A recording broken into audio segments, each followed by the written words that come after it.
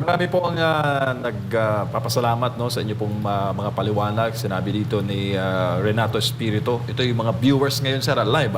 Sabi po, ang gandang paliwanag ni Senator Robin. Malinaw na malinaw, walang kodigo. Yan. Yung tunay na mambabatas na mahalaga at maintindihan at maunawaan ng sambayan ng Pilipino. At nagiging instrumento po kayo, sir, na mapaabot yung mensahe na yan sa masa. Maraming salamat po. Marami rin po, sir, nagtatanong, may pag-asa daw po ba ang impeachment laban kay Vice President Sara Duterte? Mabubuhay ba uli yan? February daw, sir, ang mga banta. Ha?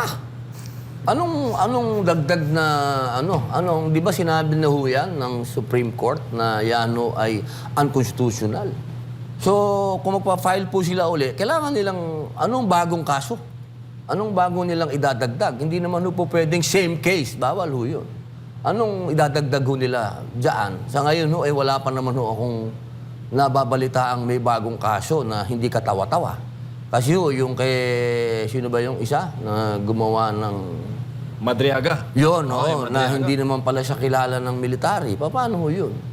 Ako, kung ikaw ay magsasabi na ikaw special na tao o ikaw, ang tawag ho nila dyan, operator. Kasi pagka sa ganyan, pagka sinabing operator ka, ibig sabihin special service ka, kilala ka ng military.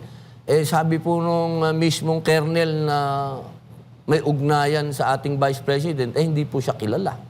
So palagay ko, hindi naman ho siguro matatanggap ang statement noong tao na yon. Tsaka, sir, anong nakikita mong mga hamon na kakarapin? Kasi syempre, malapit na po ang 2026, bagong taon, bagong pag-asa.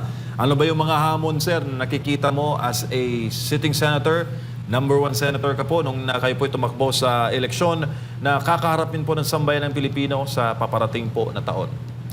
Una po, siyempre, inflation. Nakikita ko po talaga yan na talagang magtutuloy-tuloy po ang ating pagbaba ng ekonomiya. Malungkot man pong sabihin. Pero alam niyo po, matagal po akong nasa MoneyGram nung araw. Dati po akong endorser ng remittance. Ang trend po talaga kapag ganitong season, holiday season, dapat ang dollar mababa. Pero nakita po natin, ang dollar ay mataas. So, ibig sabihin niya, pagpasok pa ng taon, lalo pang tataas ang dollar. Kapag tumaas po ang dollar, pababa po ng pababa ang ating ekonomiya. Ang ating pong stocks ay bagsak. Ang ating pong foreign investment ay bagsak. Ang ating pong tourism ay bagsak. Ito po yung mga malulungkot na bagay sa ating bansa na dapat po magsama-sama tayo dito at gawin natin ang paraan para umangat po. Sapagkat, alam nyo, kung wala akong OFW, maniwala po kayo sa akin, matagal na pong bagsak ang bansa natin. Magpasalamat po tayo, meron tayong mga OFW na patuloy na sa ating nagpapakahirap at talaga pong sila ang bumubuhay sa ating ekonomiya. Dahil kung tayo lang po dito, wala tayong ginawa kundi umutang. Tayo po ay nagkakaroon lamang ng revenue mula sa mga padala ng ating mga OFW. Pangalawa, sana po lumamig na ang ulo natin sa usapin ng paligsahan sa China. Sana po magkaroon din ng puwang sa ating administrasyon na makipag-usap sa bansang China. Sapagkat sa ngayon po ay umiigting ang... matagal ko na po ito sinasabi, 2023 pa, nung nagkaroon po ako ng matinding debate diyan sa hearing patungkol sa China. Diyan po sa West Philippine Sea. Tayo po ay nabas dyan ng kaliwat kanan sapagkat sinasabi nila na tayo daw ay pro-China. Hindi po tayo kailanman magiging pro-China. Tayo po ay pro-Filipino. Ang sinasabi lang po natin na kahit naman po sa Biblia, pagka binuksan natin, sa Quran, pag binuksan natin, ang maliwanag po dyan ay yung tayo ay magkaroon ng magandang relationship sa kapitbahay natin. Sa usapin po nito, kapitbansa natin ng China. Sa matagal na panahon, tayo po ay merong relationship dyan. Trade. Wala pa ho ang mga Espanyol, may trade na po tayo sa China. Sana buksan po natin ang puso natin at ang bansa natin na makipagnegosyo po tayo dyan sa China. Sapagkat buong ASEAN, pag sinabi pong ASEAN, miyembro po tayo niyan. Kasama tayong nagtayo ng ASEAN. Kasama natin ang Thailand, kasama natin ang Vietnam. Marami po tayo dyan sa ASEAN. Malaysia, andyan ho.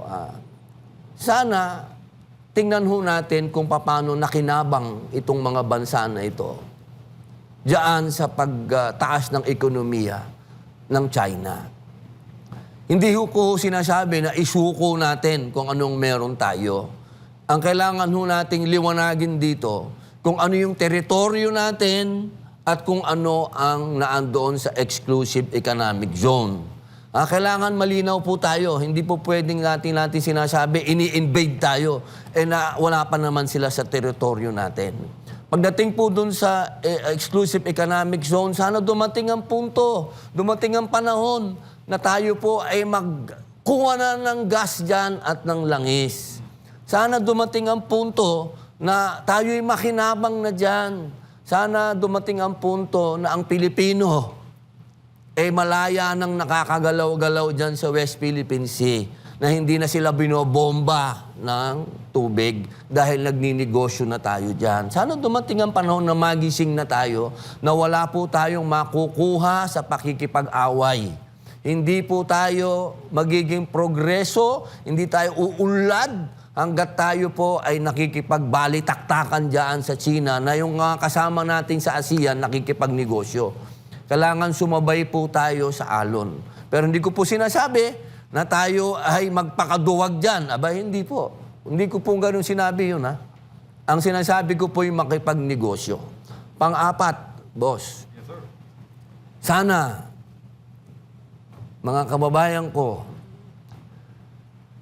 etong padating na 2 taon, 2026-27, eto na po yung panahon na talagang magbabalik taktakan na po itong mga politiko dahil parating na po yung presidential election. Sana po manindigan po tayo sa tama. Manindigan po tayo na itong parating na presidential election, sana po magluklok po tayo ng tao na alam natin na babaguhin ang sistema ng gobyerno. Huwag po kayong masyado ng leader-oriented. Pagkat lagi tayong ganon, meron tayong misaya.